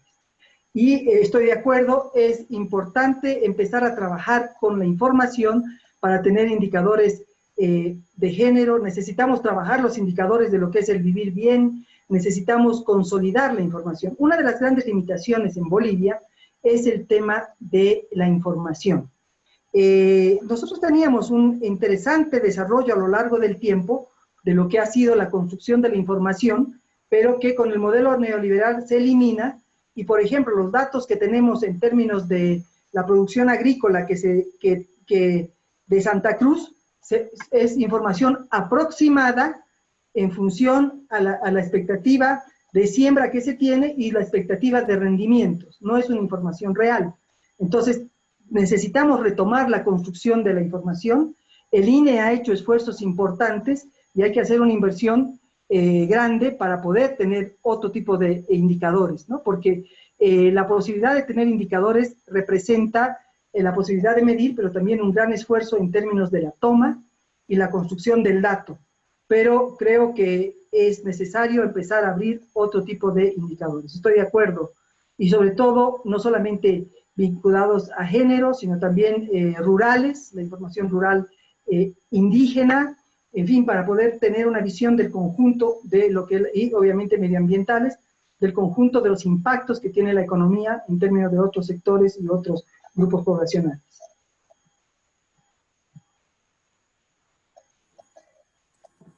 Bien, después de escuchar su conferencia y todos los temas y este inventario de logros que se ha llevado a cabo en los 14 años del gobierno del MAS, cuando uno escucha la calle, cuando uno escucha el discurso de la oposición, reduce todo a un slogan que se han hecho solamente canchitas. esta modestia, ¿se puede hablar de que hubo una modestia de parte del gobierno que invisibilizó esos avances? ¿Y cómo se podría bajar del lenguaje puramente económico a explicar a la población que se apresta a votar que no solamente fueron canchitas? ¿Cómo haría usted? Bien, obviamente no solo fueron canchitas, pero también es importante recordar que las canchitas son importantes. Eso es algo que es necesario recuperar. Cuando uno va al campo, cuando uno va al área rural y llega a un acto público o un acto escolar, estos actos se realizaban en suelo de tierra y sin techo. Cuando los niños van a hacer deporte, hacen sobre la tierra y a plena luz solar, ¿no es cierto? Pero si vamos en el sector urbano, las canchas son de pasto sintético, ya hay canchas techadas, en fin, hay una suerte de beneficios. Entonces, ha sido un esfuerzo muy grande y es el eslogan más sentido que hay. Yo creo que sí, que es necesario hacer una promoción más grande de lo que ha sido los logros que hemos tenido, ¿no? En términos de no solamente el acceso a luz eléctrica, el acceso a agua potable, el riego, la salud. Se han construido más de 1.300 unidades de salud en diferentes niveles. Y lo estamos viendo, ¿no? No se inauguró el Hospital del Alto porque estaba azul, no se inauguró el Hospital de Montero en plena pandemia porque estaba pintado de azul, y se están inaugurando. El tema de la fibra óptica, la ha inaugurado hace algunas semanas la presidenta de facto, en un acto muy, muy pequeño porque no fue la gente, pero eso no es cuestión de un día para otro, han sido varios años en la construcción de la fibra óptica. Yo creo que de pronto no se ha vendido al conjunto de la población en clase media, porque a nivel rural la gente lo siente, lo vive. Esa reducción del 62% al 38% de la pobreza rural se vive en términos de agua potable, de ingresos, de alcantarillado, de luz eléctrica, en fin. Entonces, creo que para lo que son las clases medias, sí, obviamente hay una negación.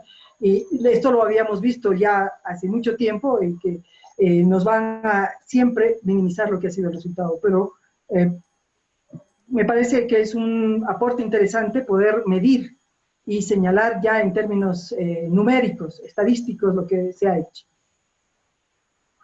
Y justamente hace unos minutos le pregunté por qué ese discurso neoliberal, como el que plantea Carlos Mesa anoche, por qué ese discurso seduce a la clase media. Ese discurso, en mi opinión, pesa en algunos sectores de la clase media que pesaba más, digamos, el año 2019, pero ahora que la clase media se ha visto afectada en términos de ingreso, en términos de empleo, creo que va a tener un menor peso. Lo que pasa es que la clase media se ve reflejada no en la siguiente clase, en el siguiente nivel de ingresos, ¿no? El que tiene un ingreso A siempre tiene la expectativa de llegar a un ingreso B, más alto.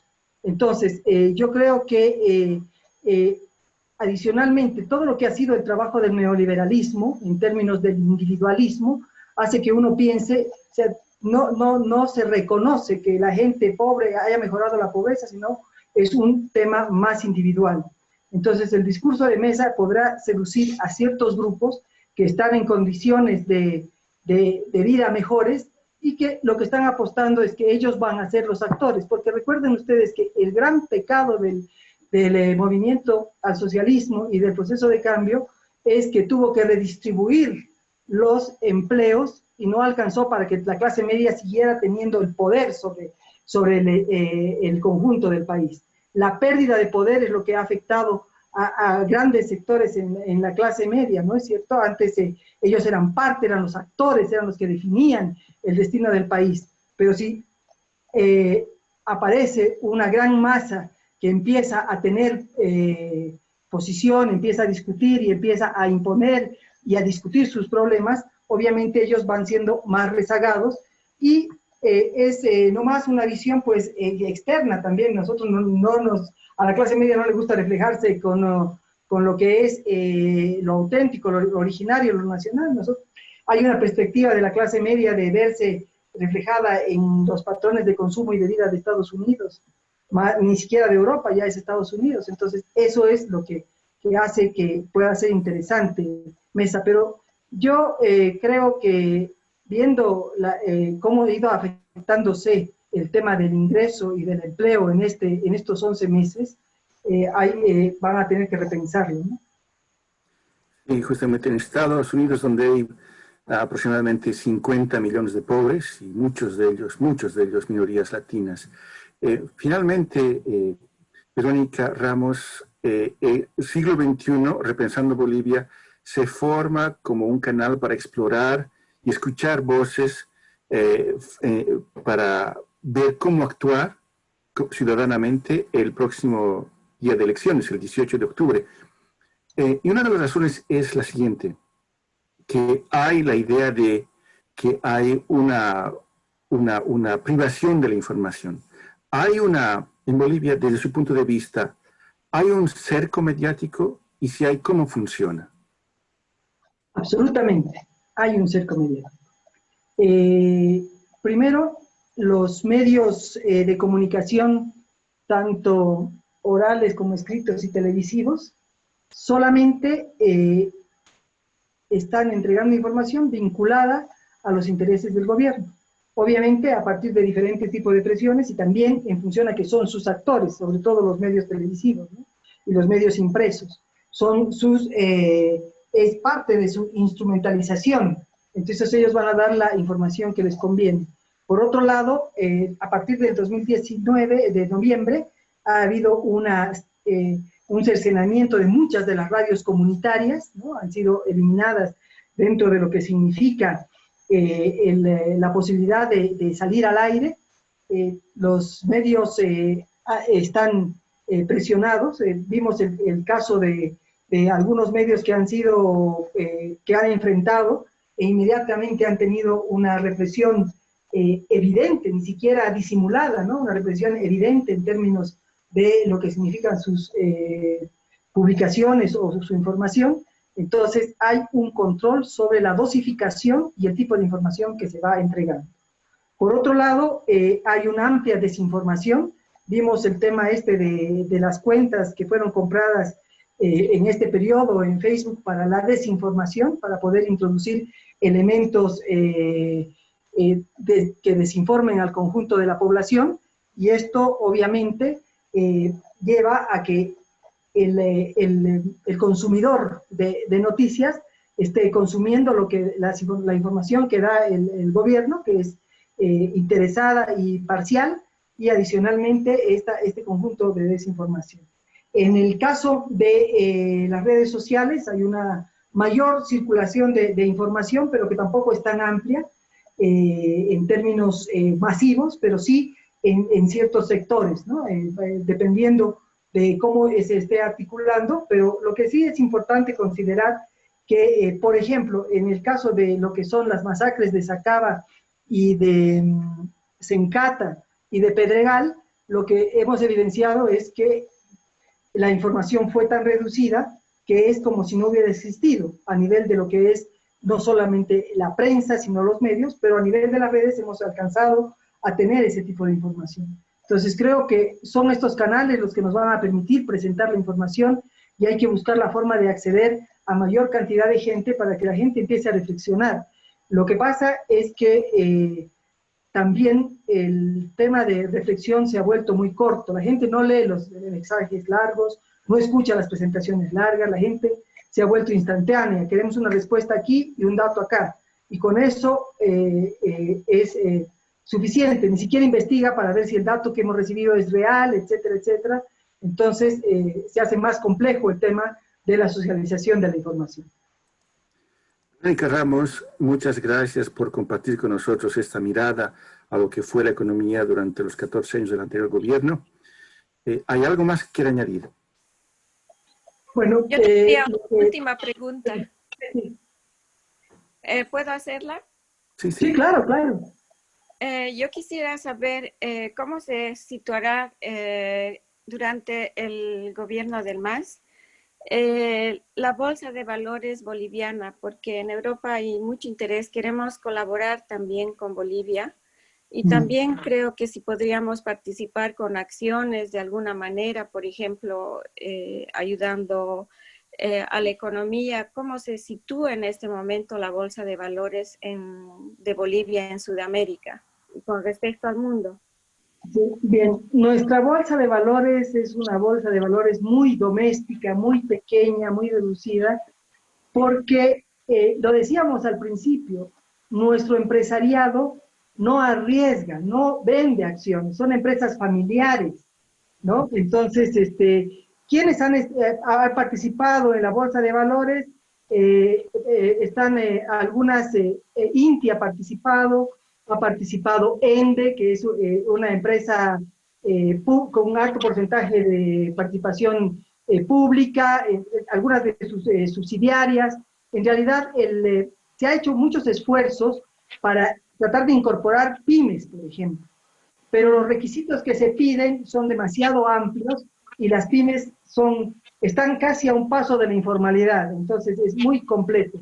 La bolsa de valores es muy pequeña, poco representativa, y en Bolivia el tema de las acciones es todavía algo que no se ha trabajado de manera amplia. Sin embargo, dentro de lo que significa los trabajos que ha ido encarando la bolsa en el periodo anterior, es tratar de educar a la población y sobre todo al sector empresarial en las ventajas que tiene la posibilidad de financiarse a través de la bolsa, ¿no? Pero todavía es algo pequeño, pero podría ser interesante poder coordinar para ampliar las expectativas desde la bolsa. Por ejemplo, los que se han financiado son los mismos de siempre, ¿no? Los bancos, o sea, es algo pequeño, pero podría ser interesante abrir una puerta para ver otra posibilidad y además verlo desde otra perspectiva, ¿no? No desde una perspectiva tradicional de lo que es el financiamiento, ¿no? Que podría incorporar capitales de riesgo o actividades financiadas para cierto tipo de sectores específicos. Sí, creo que eso podría ser importante. Sí, ¿no? Porque la tecnología está ahora en nuestras manos y aquí en Holanda sobre todo utilizamos mucho el DigiCoin para hacer transacciones.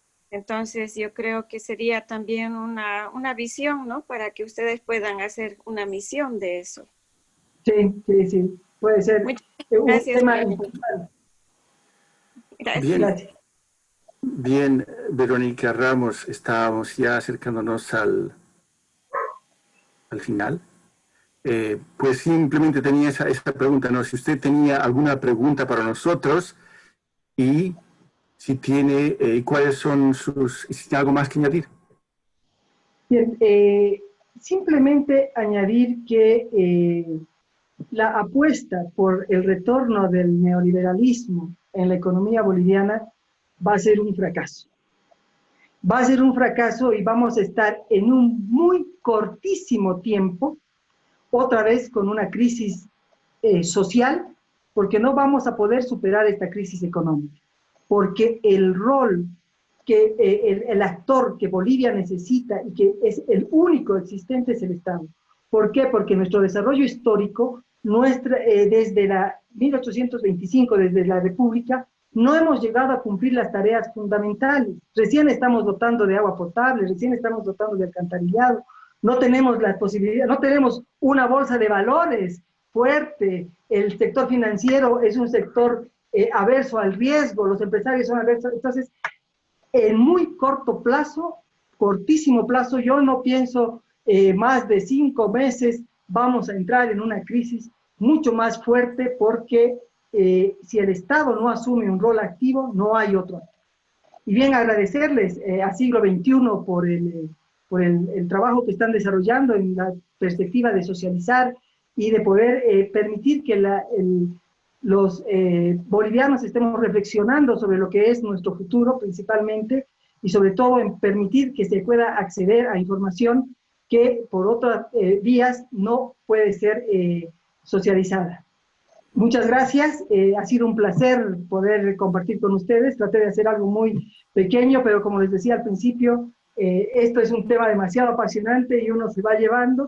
Se me quedaron varias cosas en el tintero, pero creo que hay que seguir construyendo. Muchas gracias. Muchas gracias. Hasta la próxima, Verónica Ramos. Hasta la próxima. Gracias. Un gusto. Y a sus órdenes. Muchas Muy gracias. gentil.